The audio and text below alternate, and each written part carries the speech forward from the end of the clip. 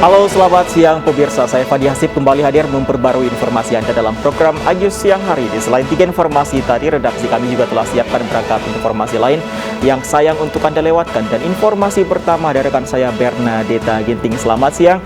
Deta, kita punya informasi apa di segmen awal hari ini? Selamat siang Fandi, selamat siang juga pemirsa, semoga Anda selalu sehat. Hari ini kita memiliki informasi dari hari libur yang dimanfaatkan warga untuk berpergian. Adanya peningkatan mobilitas warga di sejumlah lokasi seperti bandara dan terminal ini perlu diwaspadai agar angka COVID tidak melonjak. Kita akan pantau secara langsung kondisinya nanti bersama rekan-rekan jurnalis di lapangan. Dan pemirsa, inilah iNews Siang selengkapnya.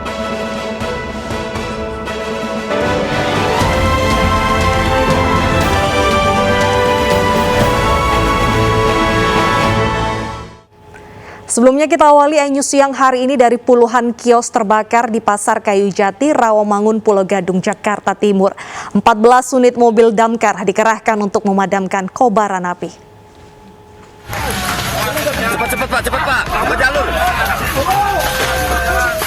Warga sekitar Pulau Gadung, Jakarta Timur panik karena api melalap puluhan kios di Pasar Kayu Jati, Rawamangun sekitar pukul 4 pagi. Banyak material yang mudah terbakar membuat api cepat merambat dan menyebar hingga membesar.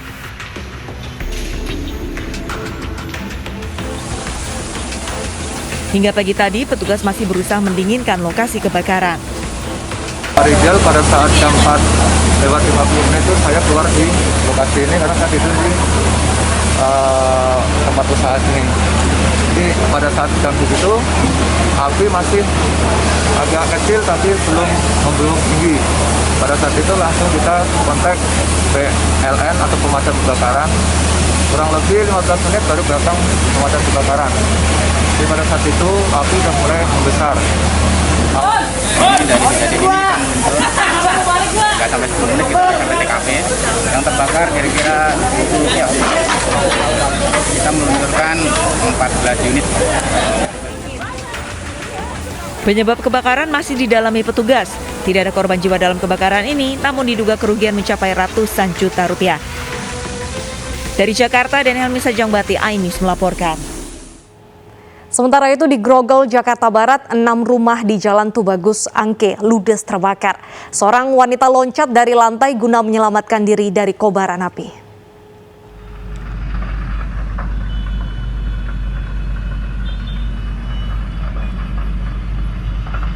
6 rumah di Jalan Tubagus Angke, Grogol, Petamburan, Jakarta Barat ludes terbakar pagi tadi. Diduga penyebab kebakaran dari arus pendek listrik yang berasal dari salah satu rumah kontrakan. Besarnya api dan cepatnya kobaran api menyambar rumah lainnya membuat seorang penghuni rumah loncat dari lantai 2. Masih dimungkinkan. Aku tidak tahu, cuman yang jelasnya aku pas bangun tidur itu api sudah besar. Jadi aku terpaksa tidak mau aku lompat dari jendela. Itu apa yang dirasakan? Ya, cuman kesleo aja. Oh, udah keselio. Tapi itu saat kapal lompat itu udah gede atau baru asap? Udah gede. Udah. Besarnya api di tengah permukiman padat menyulitkan petugas memadamkan api. Tentunya gangnya sangat sempit, itu menyulitkan kita, dan rumahnya itu pendek-pendek, jadi kita ngeri juga jadi runtuhan gitu. Tapi saya bikin 2 akses jalur pemadaman dari sisi kiri dan sisi kanan, jadi kita blokir dari 2 arah. Petugas membutuhkan waktu 1 jam untuk memadamkan api. Tidak ada korban jiwa dalam kebakaran ini. Kasus kebakaran kini ditangani Polsek Tanjung Duren, Jakarta Barat. Dari Jakarta, Miftahul Gani, iNews melaporkan. Kita beralih ke informasi lainnya, sosok mayat perempuan tanpa identitas ditemukan warga di kawasan Pangandaran, Jawa Barat. Mirisnya pemirsa, mayat dalam kondisi bersimbah darah dan kepala ditutup kantong plastik kresek.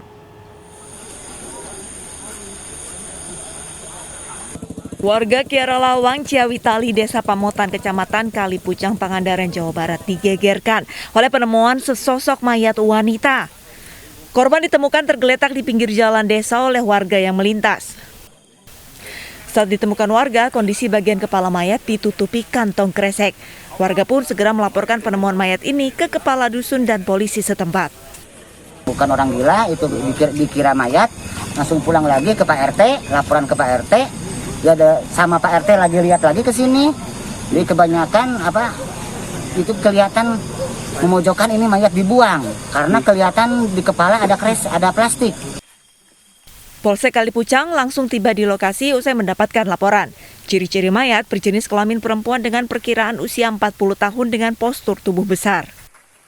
Menunggu kedatangan dari tim Inafis Polres Ciamis, dan setelah itu mungkin dari Polres Ciamis ya, tim Inafis sudah datang langsung olah TKP, dan setelah itu mungkin dilanjutkan dengan dibawa ke Rumah Sakit Pandega untuk diamankan terlebih dahulu. Sementara polisi belum mengetahui identitas dan penyebab kematian korban. Saat ini jasad korban masih dalam pemeriksaan Inafis dan polisi tengah olah kejadian tempat perkara di lokasi. Sementara jasad korban dievakuasi dan dibawa ke RSUD Pandega Pangandaran untuk pemeriksaan lebih lanjut. Dari Pangandaran, Jawa Barat, Irfan Ramdiansyah, Ainis melaporkan. Satreskrim Polres Bangkalan menangkap 2 terduga pelaku pembakaran maling motor hingga tewas. Selain kedua pelaku ini, polisi masih mengejar beberapa pelaku lainnya yang buron. Kok sepeda?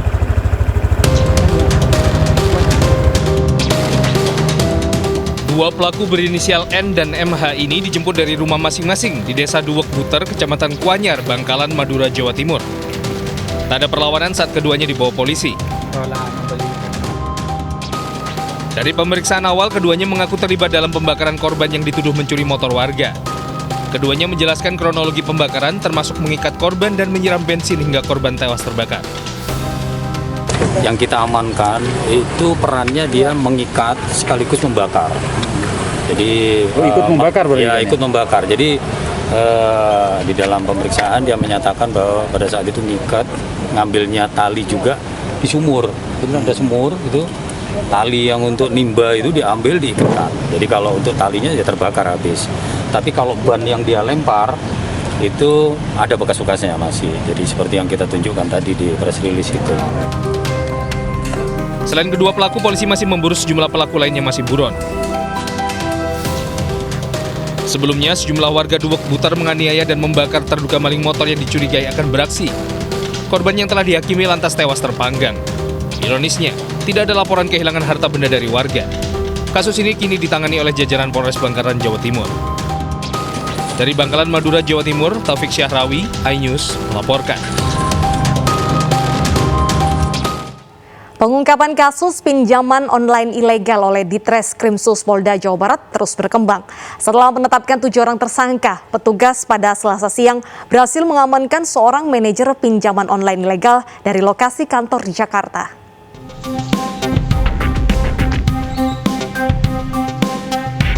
RSO yang diamankan di kantor pinjaman online ilegal di Jakarta tiba di Mapolda Jawa Barat Selasa petang.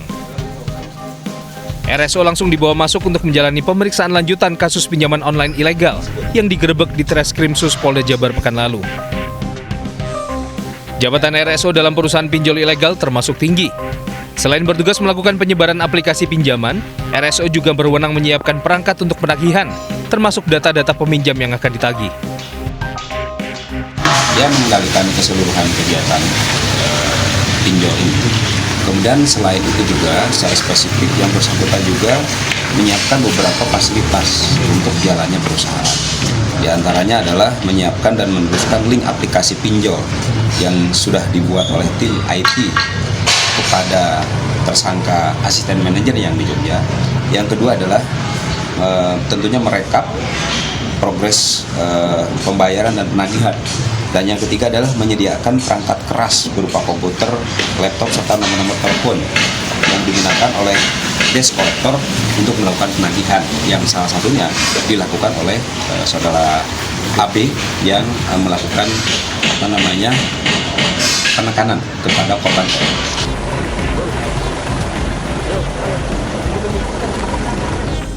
Sebelumnya, Direktorat Reserse Kriminal Khusus Polda Jawa Barat tetapkan 6 orang tersangka baru dalam pengembangan kasus pinjaman online ilegal di Sleman, Yogyakarta. Total sudah 7 tersangka yang merupakan karyawan perusahaan, terdiri dari asisten manajer, HRD, hingga penagih hutang. Polisi masih mengembangkan kasus dan memburu pemasok dana dari aksi kolektor pinjaman online.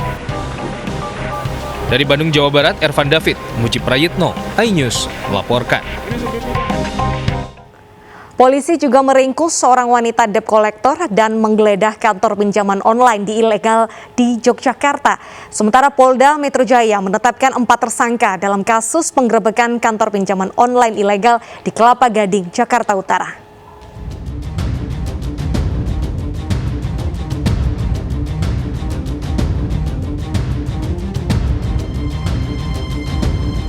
Jajaran Polda Jawa Tengah meringkus AKA, seorang debt collector perempuan, sebuah kantor peminjaman online ilegal.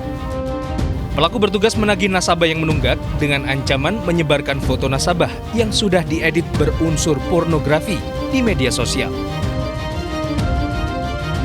Dari penangkapan ini selanjutnya polisi menggeledah kantor PT AKS di Jalan Kiai Mojo, Tegalrejo, Yogyakarta dan menyita 300 unit komputer yang digunakan sebagai alat penagihan nasabah pinjol. Dia menggunakan debt collector. Jadi debt collector melakukan penagihan kepada korban disertai dengan ancaman dengan meletakkan konten-konten pornografi. Dan ini sangat meresahkan kepada korban. Kemudian dia lapor kepada Direktorat Kriminal Khusus, kita kembangkan. Akhirnya tersangka kita tangkap di daerah Jogja. Polisi kini masih memburu pemodal peminjaman online, sementara tersangka AKA terjerat pasal ITE dengan ancaman maksimal 6 tahun penjara.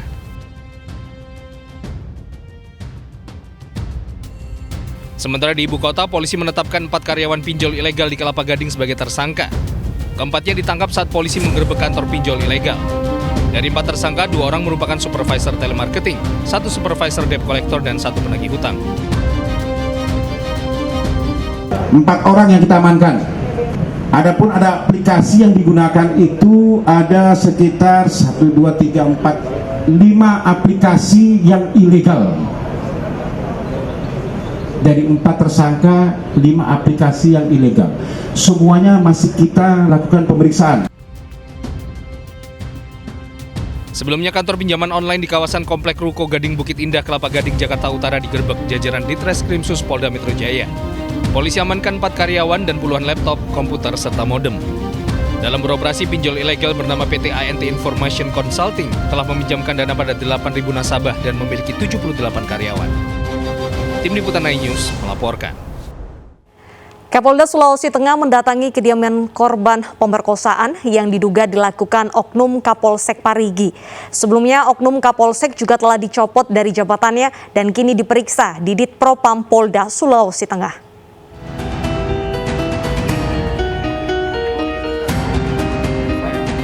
Kasus asusila yang melibatkan Kapolsek Parigi mendapatkan perhatian khusus dari Kapolda Sulawesi Tengah. Saat mengunjungi rumah korban di Kecamatan Parigi, Kabupaten Parigi Mutong, Kapolda berjanji akan mengawal dan memproses kasus hingga tuntas. Kita datangi rumah korban, meyakinkan bahwa saya akan profesional menangani anggota yang salah. Ya, itu yang pertama. P2 TP2 Kabupaten Parigi Mutong akan mendampingi korban sampai tuntas, sampai selesai. Saya sudah puas sekali dengan hadirnya Pak Kapolda yang akan menuntaskan semua dengan proses hukumnya. Nah. Sementara setelah kasusnya viral, Kapolsek Parigi berinisial Ibtu IDGN akhirnya dicopot dari jabatannya. Ia kini diperiksa terkait pelanggaran kode etik dan pelanggaran pidana umum di Mapolda Sulawesi Tengah. Kasus mesum yang melibatkan Kapolsek Parigi ini terungkap pertengahan Oktober 2021. Pelaku mengiming-imingi korban untuk membebaskan ayahnya dari tahanan kasus pencurian satwa bila korban mau melayani nafsu bejatnya. Tak hanya sekali 2 kali korban diperkosa pelaku. Korban akhirnya melapor dengan melampirkan bukti tangkapan layar percakapan mesum pelaku pada korban di sosial media. Dari Parigi Mutong, Sulawesi Tengah, Jamie Hendrik, iNews melaporkan. Kapolri menginstruksikan seluruh Kapolda untuk memberi sanksi tegas oknum anggota pelaku tindak kekerasan terhadap masyarakat. Hal ini menyusul maraknya pelanggaran yang dilakukan oknum polisi sehingga merusak citra Korps Bayangkara.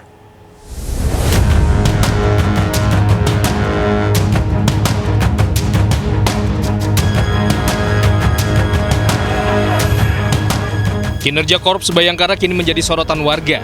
Polisi yang mencitrakan diri sebagai pelayan masyarakat justru tengah disorot karena tindak tanduk yang jauh dari pengayom. Yang ada, polisi kerap bertindak melampaui batas dan melanggar kode etik. Coreng di muka Korps Bayangkara kian tebal karena pelanggar aturan justru datang dari oknum perwira yang harusnya menjadi panutan anggota dalam menegakkan hukum dan aturan yang berlaku demi menjamin supremasi hukum di tengah masyarakat. Evaluasi kinerja jajarannya, Kapolri Jenderal Listio Sigit Prabowo memerintahkan para Kapolda untuk menghukum tegas oknum anggota pelaku tindak kekerasan terhadap masyarakat. Tolong tidak pakai lama, segera copot PTDH dan kemudian proses pidana. Kapolres harus mampu menegur anggotanya yang di level Polsek. Demikian juga Kapolda harus melakukan langkah tegas terhadap anggota-anggota di bawahnya. Kalau nggak mampu, saya ambil alih. Dan saya tidak mau ke depan masih terjadi hal seperti ini dan kita tidak mampu melakukan tindakan tegas.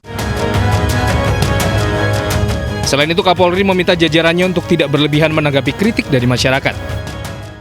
Yang paling penting bahwa kita jangan anti kritik terhadap sesuatu yang kemudian itu sifatnya di satu sisi kita anggap itu seperti menyerang Polri. Kita harus lihat kondisinya. Seyogianya polisi menjadi institusi terpercaya masyarakat yang bisa diandalkan untuk menyelesaikan kasus hukum di tengah masyarakat. Jangan sampai jargon Polri yang presisi hanya tinggal jargon dan justru kalah dengan tanda pagar percuma lapor polisi yang kini marak di tengah masyarakat. Evaluasi menyeluruh mutlak harus dilakukan Korps Bayangkara untuk mengembalikan kepercayaan masyarakat pada polisi. Tim Liputan iNews melaporkan. Warga resah dengan aksi freestyle remaja di Jalan Raya Takelar, Sulawesi Selatan. Simak informasinya usai jeda, tetaplah di iNews Siang.